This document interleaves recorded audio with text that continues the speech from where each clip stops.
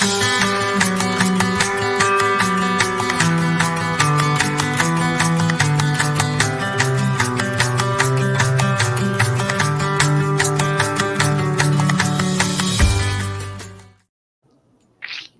and welcome to our very first in our series of Scientists Inc. Partner Spotlights.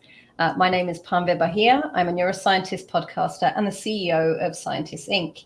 And today I have the great pleasure of speaking with Dr. Robert Fernandez. How are you today, Robert? Doing great. Thank you for the invitation, and happy to be, first of the series. Yeah. No, absolutely. We're glad to have you. So briefly, an introduction to Robert. He is a junior Simons Fellow at Columbia University, studying how neural circuits develop in the male C. elegans nervous system. We'll get back to that in a bit. He was born in Lima, Peru, and grew up in New Jersey, where he attended a community college at Union County College, where he majored in business administration.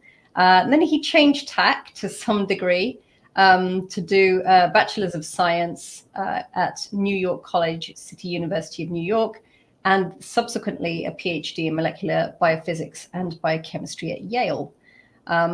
And potentially more importantly to us, he's also the co-founder of Científico Latino, a science organization that works to improve the pipeline of minoritized students in higher education and the sciences. That's quite a series of achievements you have already, Robert. And you're quite what we refer to as kind of early career as far as scientists go, right? I guess. So first things first, can you tell us more about your path to becoming a scientist? Absolutely. So I think this kind of ties into my undocumented journey. So, I was a former undocumented immigrant for 20 years. And personally, I didn't really have any scientific role models growing up. So like when I, back in high school, I kind of knew I wanted to go into business just because my dream school back then was Rutgers University. And as an undocumented immigrant, I always thought I should get a business degree after, in college. And then I can find a good paying job and I can use those funds to support my family and me. So that was like my path initially. But around my last year of high school, that's kind of when I found out that I was undocumented and the limitations that came with that. And because my parents weren't familiar with the U.S. education system, I didn't know anything about like how to apply to college application deadlines. You got to take a SAT.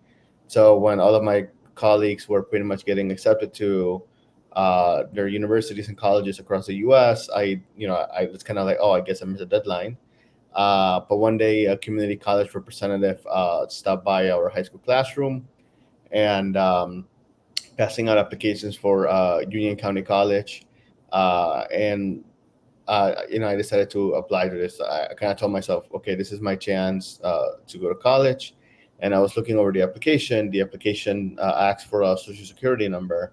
And I called my mom and I asked her, what is my social security number? I'm applying to college. And she was like, tú no tienes uno, hijo. You don't have one. And that's when I was like, okay, I'm just going to leave it blank and then let's see what happens. So like 2 weeks later, I got accepted to Union County College, which is now called UCNJ. And I started my degree in business administration for 2 years. I actually started night classes when I was still in high school because I wanted to get a little bit of a boost. And towards the end of my last year in UCNJ, I had an option between taking an astronomy class or a biology elective. And back in high school, I wasn't in a biology AP course. I was there very briefly, but to be honest, the professor kicked me out, and she was like, the highest you'll get in this class is a C. And I was like, okay, fine, I'll just take a business class instead because that's what I want to do. But at the time, I was also working under the table at a couple of different places, so I didn't really have time to study for biology. So I kind of told myself, well, this is my chance to see where biology takes me.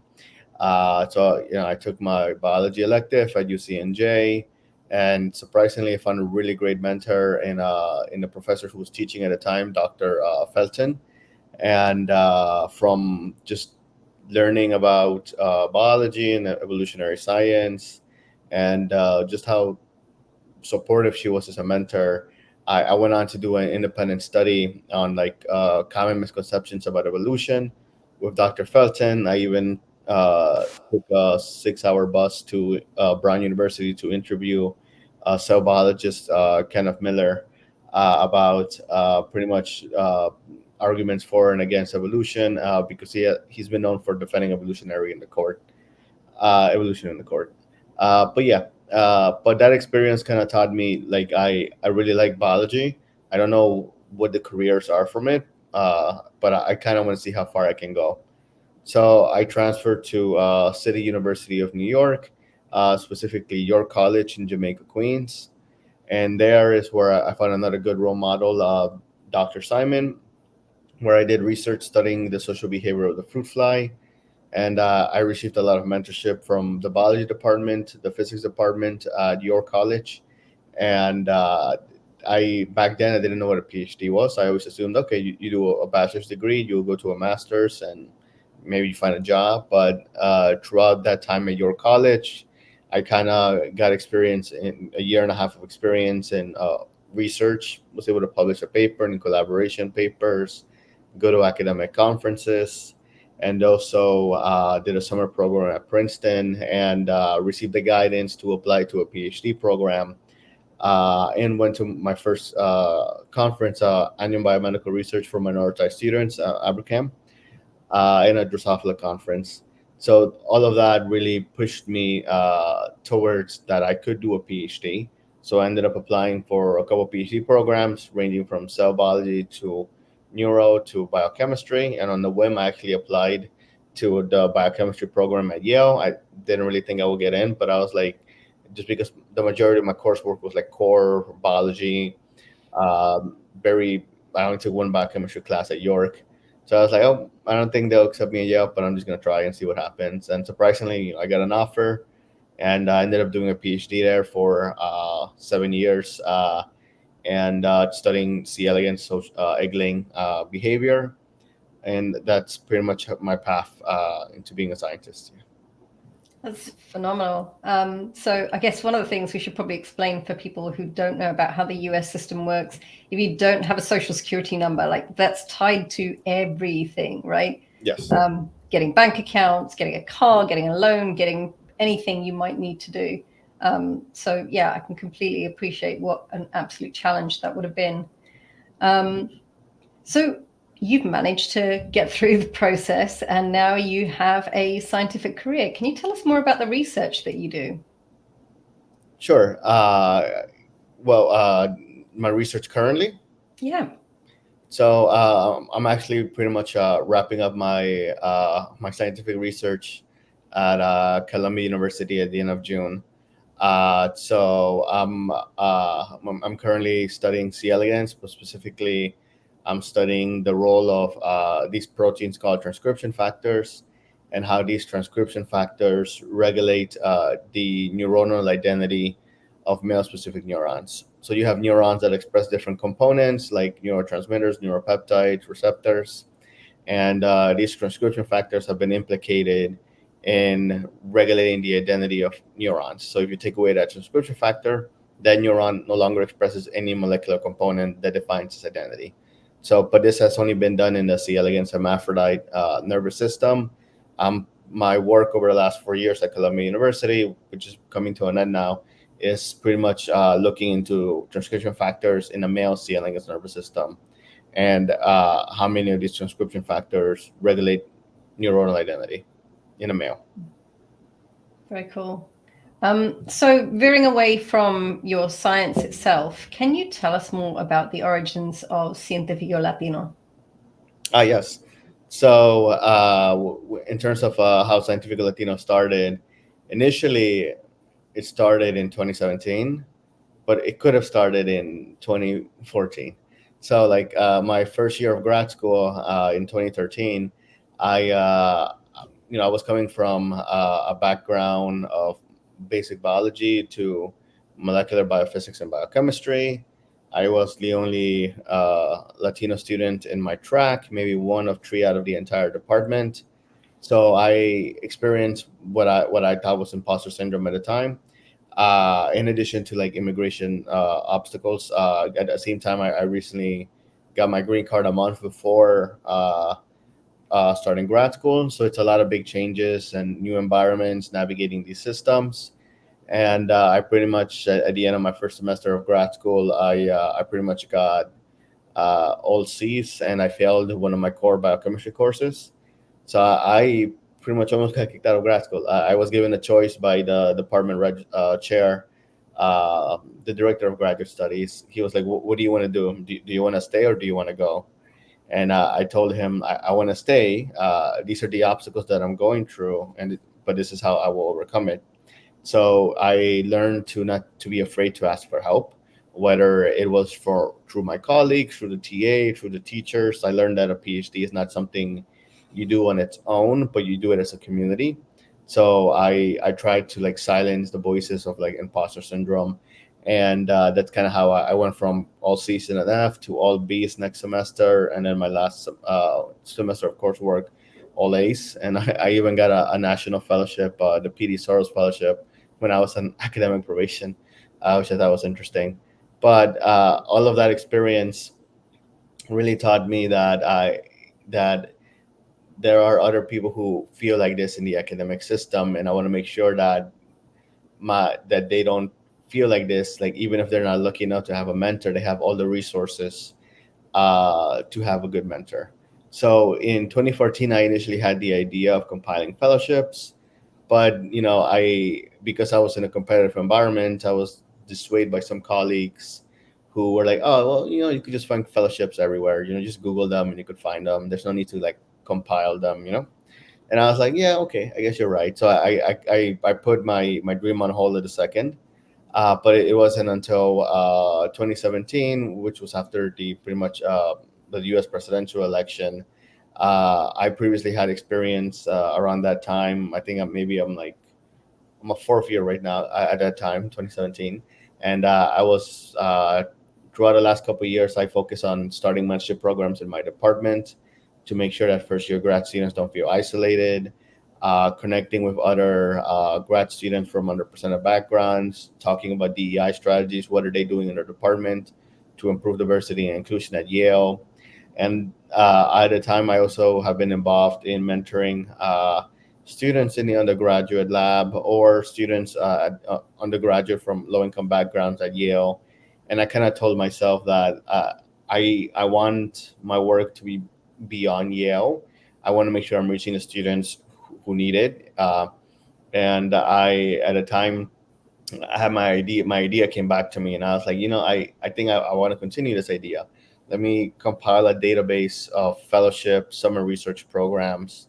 So as I was still grasping what exactly to do with this, I reached out to a couple colleagues from the PD Soros Foundation and a friend that I met during my summer program at Princeton University, Olivia Goldman.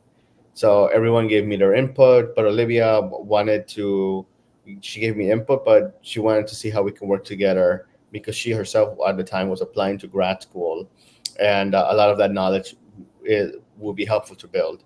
So together, we pretty much compiled a database of fellowships and scholarships at the undergraduate and graduate level. We had blog series on pretty much advice going towards a PhD, or just sharing the stories of underrepresented scientists. And we were pretty much just an open access STEM resource database and a website from 2017 to 2019. And it wasn't until one of our colleagues, Daisy Duan, when she joined my department as a first year, that's when she reached out to us that she was interested in contributing, curious to see what type of work that we do. And I think around the time I was like my last year of grad school, so I'm like I'm trying to wrap up. I don't know if I can restart this. Like the website, we compile a lot of stuff. Like do we like I need to graduate, but she was very adamant. So I was like, okay, let's come together and let's think what exactly can we do beyond databases. So at the time, I was a coordinator for this program at Yale called STARS that mentors low income and first generation students from historically marginalized backgrounds who do paid research their last 2 years of college. And I was the coordinator for one of these programs. And in short, I led workshops on applying to grad school, postbacks, med school, helping them with their applications, connecting them with people in the MD, PhD, or PhD that they can give them more information about different career paths, and also pretty much teaching them how to present their research poster or oral presentation. And I kind of thought, well, I through that program, I did help a couple students get into postbac programs or into grad school, and I did have a lot of the foundation built. So we kind of was like, oh well, why don't we just expand on that idea? Like, why don't we just build a program that helps people get into grad school? So we decided, okay, before we launch that program, let's build out all the resources. Let's develop guides and applying to grad school timelines, and let's start. And then after that, we'll find the mentors. So that's kind of when Olivia came in, and she was like, "Well, we should." This is like around 2019, so like academic Twitter was pretty active. So we started promoting our program. Like we want to launch a mentorship program helping students from historically marginalized backgrounds with their grad school applications in the sciences, if we can find any mentors. And I was surprised by how many mentors we've got through Twitter, because I barely used Twitter back then, so I had like very low expectations. But like I think we got over 200 mentors at the time. The students were a little bit harder, just because not all of them are on there. So we ended up recruiting students just by pretty much emailing program directors from different SURF program directors, different university contacts that we were affiliated with, and that's pretty much how we found our cohort. So back in 2019, it was pretty much it was a pilot year, so it's like we accepted everybody who applied. And as time progressed, we improved of like formal interviews for the students, more screening for the mentors, more assistance beyond having one. Initially the program is a mentor helps you with your grad school application in sciences, so we've expanded that. Like we still have a mentor guiding you throughout the application process, but like more webinars and educational resources, fee waivers from different universities, a small scholarship fund, mock interview, so like fellowship preparation. So throughout the years, from running from 2019 to 2023, we've tried to add new components to help address any gaps in the grad school application process. So that kind of answers part of my next question, which is what kind of programs do you run? But maybe you can go into exactly who these programs are for. Yeah, exactly. So our first program that I've alluded to, it's our GSMI mentorship program, our grad student mentorship initiative, started in 2019. And every year we select 100 students from low income, first generation, or minoritized backgrounds. So these are just quite broadly. So it's not just students from Hispanic backgrounds. It's open to different students, whether it's ethnicity, sexual orientation, gender, background, demographics, financial need, immigration status, disability, etc. So we try to be as inclusive as possible. And our cohort of 100, they pretty much get to communicate with each other for a year, share resources in applying to grad school, receive guidance from the mentorship, financial assistance through our university partners or our scholarship fund, and mock interviews to ensure their application process is going smoothly and they're well prepared. And this ranges in STEM, so anywhere from even though the majority are in the core biosciences, biochemistry, cell bio, neuroscience, we had students from ecology and evolutionary biology, mathematics, physics, public health, psychology, um, geology. So we try to pretty much core STEM groups just because that's what we're familiar with. So that's one of our key programs. A second program that we have is our grad student engagement and community program. So in short, it's not enough to recruit students to grad school. We want to make sure that they're empowered and have a community and support system their first year of grad school. just because I think that first year is very critical. And at least for me, if I didn't have the support system in place, I could have dropped out my first year. So we want to make sure that students are supported that crucial first year. So in short, that second program, GSEC that we call, students are paired with two mentors, and they are in a pod with like two other scholars, where they pretty much have different social events, community building events, check-ins throughout the year as they progress throughout their first year of grad school, and in order to build a good community across different universities. And this is open to the public, and every year we pretty much promote this program. Yeah, and roughly we try to aim for at least 50 students every year that we support from this program. In a program that we're working on in the future, so we've done recruitment, we're working on retention during that first critical year. What we want to do is career advancement next. So we want to make sure that the students in our program who are in grad school as they progress throughout their time, that they're prepared for a next step, whether it's a postdoc in the continuing academia, biotech, or consulting. So one of our volunteers started a consulting preparation program. It's still in the pilot years, where they receive guidance through a half a year webinar series on applying to jobs in consulting, and pretty much how to navigate case studies and go through that path. Yeah, that's amazing. And I have to say that I completely appreciate, especially the GSEC program, because I myself had health issues during my PhD. And had I not had, as you say, that community of people surrounding me and an excellent mentor, I probably would have dropped out as well.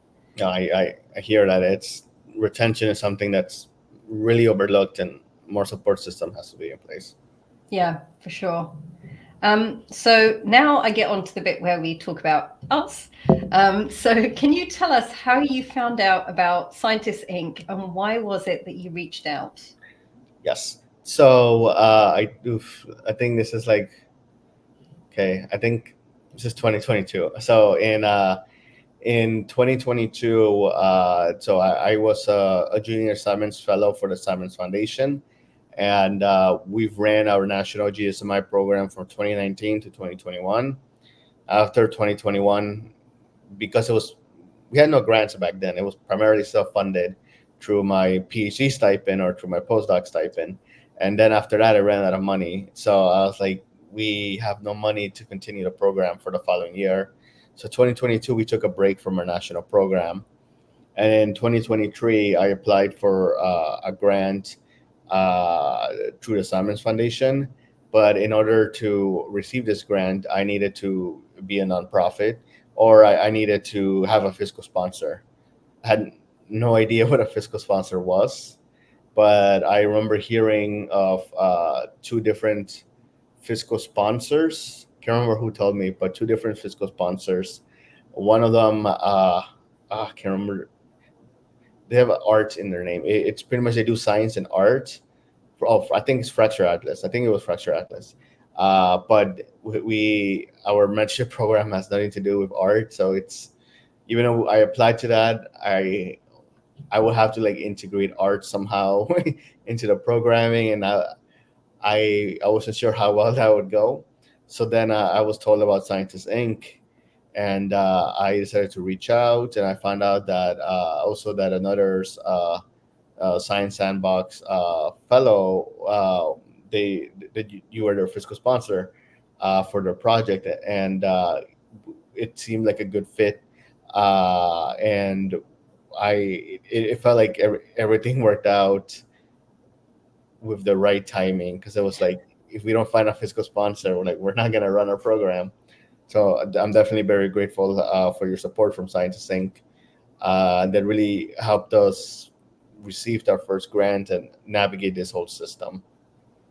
Yeah, for sure. For us, as a program that is definitely kind of in line with our mission of connecting people with science, it seemed like an excellent fit. But since we were connected because of the Graduate Student Mentorship Initiative specifically, can you tell us more about the GSMI and elaborate on the goals of the program? Yes. So, in short, the goals of the program for GSMI is to make sure that students receive the preparation to navigate the grad school applications in the sciences. So, we're not expecting every student to matriculate to grad school, but we're at least expecting the students to have the resources in place and the preparation in place so they're aware of the application process for grad school. So several of our team members, they didn't get in the first time around, but they knew by the second or the third time around what exactly they needed to do to improve their application, and at least they knew how to navigate this system. So that's kind of what we wanted to provide our students. Like, we're going to help you through this important, crucial step in your next step of reaching higher education in the sciences. If you get into a grad school, great.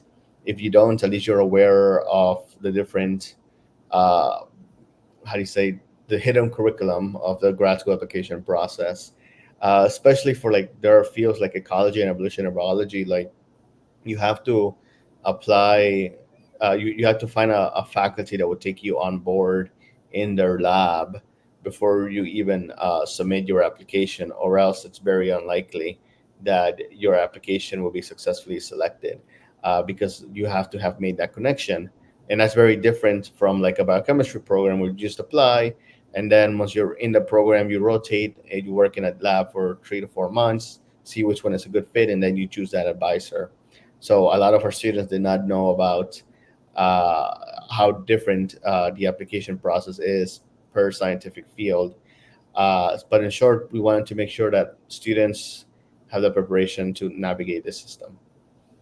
Yeah. So, having watched you go through the process, how many students do you actually serve? Yeah, it's a good question. So we served 100 students this past year, and from I actually have some stats that would be good to share. So from our 100 students that we served this past year, 61% were women, 43% were Hispanic or Latinx, and 33% came from low income backgrounds, 37% were first generation college students. And from the 100 who ended up being part of our program, roughly 89 of them ended up applying to grad school. And from those 89, 81% received grad school interviews. 75% got acceptances, and 73% matriculate. So 65 students, pretty much out of the 89 who applied, ended up or will start grad school this fall. That's tremendous. And so this kind of feels like the next question's already been answered. How do you gauge the success of a program? Yeah, so I would say there are different ways of doing that. One way is like seeing how many students get to each step of the application process. So one way would be, okay, 89 applied, 72 out of 89 got interviews, 67 out of 89 got offers, and then 65 out of 89 got accepted, matriculated. But I don't want to judge on the matriculation stats alone, because uh, this experience I think is still beneficial to the students, the community, and the mentors that they've made over the past year. There are some that keep in touch throughout the years, but also the students are at least informed of how to navigate this system. So I would say we've made a difference in this program if a student feels prepared by the end of the program on how to have a better understanding of the hidden curriculum of the grad school application process, whether they got in or not, because that's just quite variable depending on a STEM field, depending on how many class sizes, depending on the number of schools they apply to, and the affordability of the application process. But I will say one nice highlight for us is that we actually had 8 of our students who either who received the NSF GRFP 5 of them actually received it, and 3 of them were honorable mentions. So we were very happy that in addition to helping students with the application process, they were also able to apply and receive these competitive fellowships. Yeah, that's phenomenal. And I completely agree. Like it's great for students to get into grad school, but the process itself and networking is so important. That just it's been really nice to be in the background, kind of being able to observe people talking in Slack and how they get on with each other and how they're learning from each other. I think that in itself is incredibly valuable. Yeah, thank you. Yeah, no, we definitely appreciate all the support system. Like we definitely could not have done it without scientists Inc. Yeah. Thank you. So before we leave, I just wanted to ask, what does the future look like for Científico Latino? Yes. So for Científico Latino, initially we were an LLC from, I think, since 2022. And we actually incorporated as a 501c3 this past December, and we got our 501c3 status a month or two ago, which we're very happy. So we're continuing our national GSMI program for 2024. We're doing our national GSEC program for 2024. And I'm pretty much leading Científico Latino full time starting July 1st. Thank you. So I'm in the midst of like learning everything from like how to pretty much run a nonprofit, how to fundraise, how to like make up my salary and everything. And down the line, we want to expand our programming more heavily towards career advancement because I do think that's the next step. And we also want to shift from a volunteer-based model to an employee-run model. But we're going to need a lot of fundraising for that. Yeah, for But sure. I definitely I'm looking forward to seeing how our program continues to expand throughout the years. I'm hoping we could increase our class sizes every year, ideally, and who knows, maybe even start chapters or the equivalent of chapters, like lead our own programming at particular universities. Wow. It all sounds very exciting. And as sad as we'll be to see you go, congratulations on getting your nonprofit status and Thank you. thriving. It sounds like you're doing an incredible job. Thank you. Yeah, I'm really looking forward to these next steps. Yeah, Fantastic. Thanks again, Robert. I hope we speak again soon. absolutely. Take it easy. See ya.